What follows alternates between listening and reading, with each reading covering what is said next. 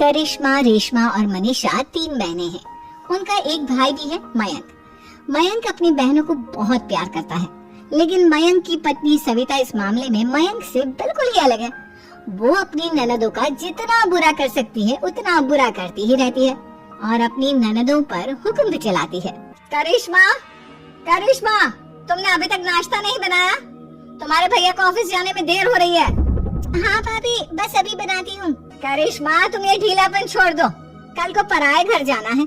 वहाँ अगर तुम इस तरह से काम करोगी तो लोग क्या कहेंगे कि माँ ने और भाभी ने कुछ सिखाया नहीं।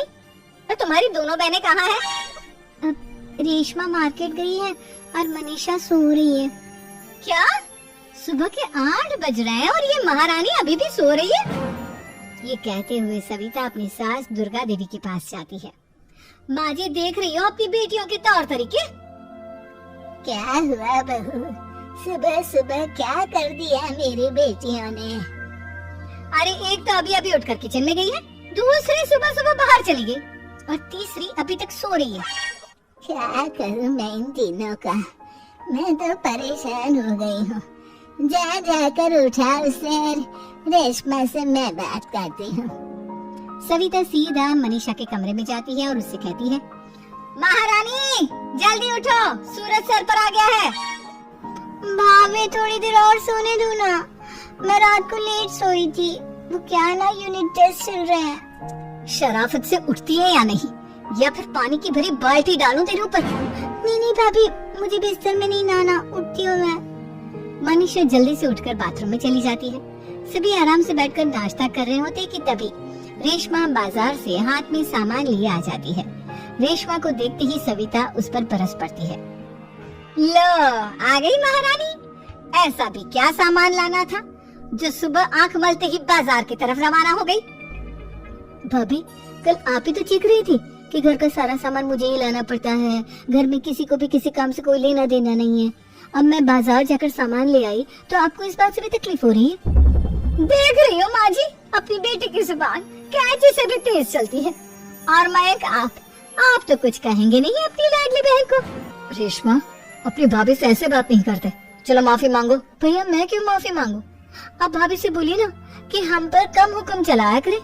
हम इस घर की बेटियां हैं और आपकी पत्नी की ननद है, नौकरानी नहीं। लो कर लो बात। इनकी भलाई के लिए कुछ भी बोलो तो इन्हें बुरा लग जाता है।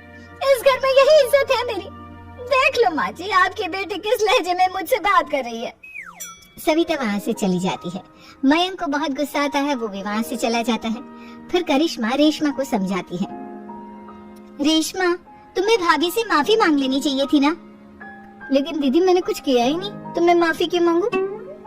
हाँ करिश्मा दीदी, रेशमा दीदी जैसे ही घर में आई भाभी ही उन पर चिल्ला रही थी। हाँ, मैं मानती हूँ कि गलती भाभी की थी। मैं तो इसलिए बोल रही हूँ कि भाभी ने माँ को तो पूरी तरह अपने वश में कर लिया है। वो हमारी बात सुनती ही नहीं। मयंक भैया हमारे लिए हमेशा खड़े रहते हैं, इसलिए उनकी बात का मान तो तुम्हें रखना चाहिए था ना। कोई फायदा नहीं दीदी, कुछ दिनों की बात और है, भाभी उन्हें भी हमारे खिलाफ भड़का देंगी। फिर वो भी माँ की तरह हमारी किसी बात का विश्वास नहीं करेंगे। इसी तरह सविता अपनी तीनों ननदों को किसी न किसी बात पर परेशान करती रहती थी। एक दिन मयंक अपनी तीनों बहनों के लिए गिफ्ट लाया। करिश्मा, ये तुम्हारे लिए हार का सेट। रेशमा, तुम्हारे लिए सुंदर सी ड्रेस। और मनीषा, तुम्हें किताबें पसंद है ना, तुम्हारे लिए किताबें लाया हूँ। थैंक यू भैया। थैंक यू भैया। थैंक यू भैया। करिश्मा, तुम्हारा नेकलेस कितना सुंदर है, ये भैया कहाँ से ले आए होंगे? मैंने भैया को 3 दिन पहले फोन पर ये डिजाइन दिखाया था और आज भैया ये ले आए। सविता तो अपनी ननदों के गिफ्ट्स देखकर जल गई और करिश्मा का नेकलेस तो उसे भी बहुत पसंद आया था। अपनी बहनों के लिए कितना अच्छा नेकलेस लेकर आए हैं, मुझे कभी कोई गिफ्ट नहीं दिया। मैं आज ही ये हार चुरा लूंगी। रात में सविता करिश्मा का हार चुरा लेती है और इसी तरह उसे अपनी ननदों की जो भी चीज अच्छी लगती वो उसे मांगती नहीं, बल्कि रात के अंधेरे में चुरा लेती। इसी तरह दिन बीतते गए और सविता ने मयंक के दिल में भी उसकी बहनों के लिए नफरत पैदा कर दी। एक दिन मयंक ने करिश्मा और रेशमा के लिए रिश्ता देखा और ये बात उसने घर में सबको बताई। माँ, करिश्मा और रेशमा के लिए बहुत अच्छा रिश्ता आया है। वो लोग कल इन्हें देखने आ रहे हैं। आप और सविता मिलकर सारी तैयारी कर लेना। ये सुनकर करिश्मा और रेशमा खुश हो जाती है, लेकिन सविता सोचती है अगर इन दोनों बहनों की शादी हो गई तो घर और बाहर का काम कौन करेगा? मनीषा तो एक नंबर की कामचोर है, उससे तो किसी बात की उम्मीद लगाना ही बेकार है। मुझे इस शादी को रोकना होगा। अगले दिन सभी लड़के वालों के स्वागत की तैयारी करने में लगे होते हैं। तभी मयंक अपनी बहनों से आकर कहता है, तैयार हो गई तुम दोनों? देखो दोनों लड़के बहुत अच्छे हैं, मैं कोई कसर नहीं छोड़ना चाहता, इसलिए तुम उनके सामने अच्छे से बिहेव करना और अपनी भाभी से लड़ने मत लग जाना। करिश्मा, तुम वो नेकलेस पहन लो ना जो मैं तुम्हारे लिए लाया था। भैया मैं बहुत देर से वो नेकलेस ढूंढ रही हूँ, लेकिन मुझे मिल ही नहीं रहा। क्या तुमने नेकलेस खो दिया? तुम्हें पता भी है वो कितना महंगा था? तुम कोई काम ढंग से नहीं कर सकती। मयंक गुस्से में वहाँ से चला जाता है। थोड़ी देर बाद लड़के वाले भी आ जाते हैं। वो दोनों बहनों को पसंद कर लेते हैं और रिश्ता पक्का हो जाता है। लेकिन सविता के दिमाग में तो कुछ और ही खिचड़ी पक रही थी। वो पंडित जी के पास करिश्मा की कुंडली लेकर जाती है और उन्हें पैसे देकर करिश्मा की कुंडली बदलवा देती है। जब लड़के वालों के पास करिश्मा की कुंडली जाती है तो वो दुर्गा को फोन करते हैं। बहन जी, हमने करिश्मा की कुंडली अपने पंडित जी को दिखाई थी। आपकी बेटी की कुंडली नहीं बल्कि दोषों का पिटारा है। देखिए, मैं और मेरे पति इन सब बातों में बहुत विश्वास करते हैं, इसलिए हम आपकी बेटी से अपने बेटे की शादी नहीं करा सकते। इस तरह करिश्मा का रिश्ता टूट जाता है और सभी घर वालों को बहुत दुख होता है। अब कविता सोचती है, चलो करिश्मा का तो रिश्ता टूट गया, अब रेशमा का भी रिश्ता तोड़ना है। क्या करूं? अब सविता आवाज बदलकर किसी अननोन नंबर से रेशमा के होने वाले ससुराल में फोन करती है। हेलो, मैं कौन हूँ कौन नहीं ये आपके लिए जानना जरूरी नहीं, बस इतना सुन लो कि रेशमा का 2 साल से किसी के साथ अफेयर चल रहा है। बस रेशमा का रिश्ता तोड़वाने के लिए सविता का इतना कहना काफी था। अब रेशमा का भी रिश्ता टूट गया। मयंक और दुर्गा देवी ने रेशमा को खूब खरी खोटी सुनाई और उससे बार बार उस लड़के के बारे में पूछने लगी।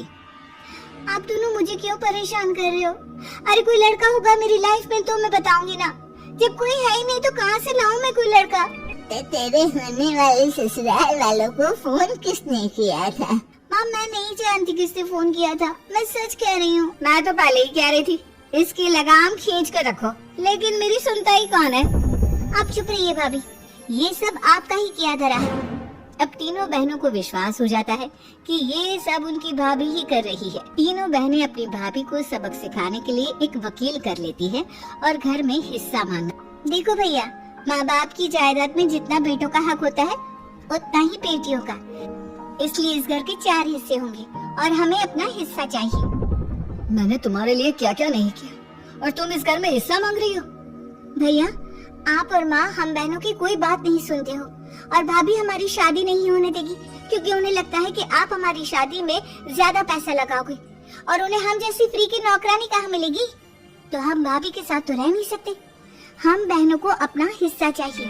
अरे तुम्हें शर्म आनी चाहिए अपनी भाभी पर ऐसा इल्जाम लगाते हुए, वो तुम्हारे बारे में कितना सोचती है। हाँ माँ, भाभी हमारे बारे में बहुत सोचती है, दिन रात बस यही सोचती रहती है कि किस तरह से अपनी तीनों ननदों को परेशान करूं और कभी मुझे पढ़ने भी नहीं देती। दोनों बहनों का रिश्ता भी तो इन्होंने ही तोड़वाया है और रात में हमारे कमरे में आकर हमारी चीजें भी चुराती हैं। इसी तरह सविता की तीनों ननदें अपनी बात पर अड़ी रही। अब कोर्ट में तारीख भी शुरू हो गई। जब सविता को लगा कि उसकी तीनों ननद इतनी आसानी से नहीं मानने वाली, तो उसने अपने पति और सास को सारी सच्चाई बता दी और अपनी तीनों ननद से माफी मांगी। मयंक और दुर्गा को भी अपनी गलती का एहसास हो गया। अब सविता खुद करिश्मा और रेशमा के लिए अच्छा रिश्ता ढूंढती है और उनकी शादी करवाती है।